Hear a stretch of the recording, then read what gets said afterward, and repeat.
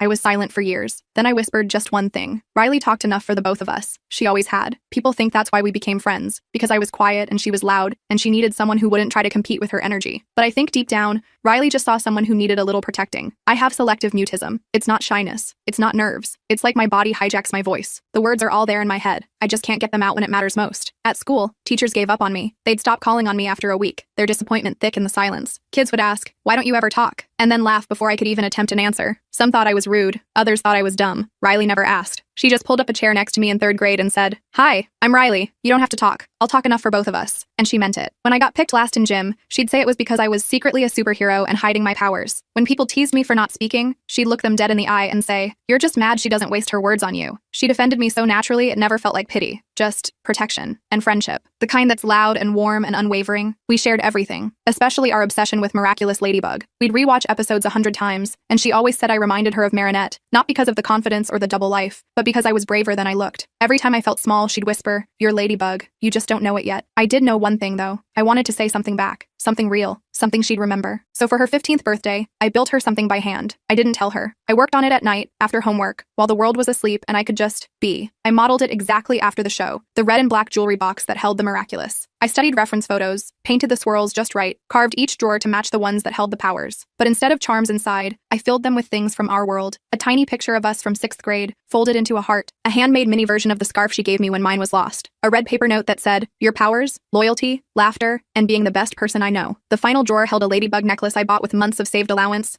and taped beneath it was a folded note that simply read, "Open with me." That night, I barely slept. My palms were sweaty at the party. I waited until everyone had gone home and it was just us, sitting cross-legged on her floor like we had since forever. I handed her the box in silence. She stared at it, stunned, and whispered, "No way. No way you made this?" Her fingers traced every inch like she couldn't believe it was real. She opened the drawers one by one, tears starting to rim her eyes. Then she got to the necklace, read the note. "Open with me?" she said softly. I nodded. I reached for the necklace, unlatched it, and held it up with shaking hands. My throat felt like it was closing. My stomach twisted. But this time I didn't run. I whispered, barely louder than breath, "Thank you for never rushing me." Riley froze. Her hands covered her mouth. Her eyes went wide, and then filled completely. "You just spoke," she said. Her voice cracked. "You spoke. For me." I nodded again, a small laugh escaping with my tears. She pulled me into a hug so tight it took my breath away. "You're Ladybug," she whispered into my hair. I cried then. Not because I was scared, but because I finally felt free. Riley still talks enough for both of us. But now sometimes I talk too. And when I do, it's always for her.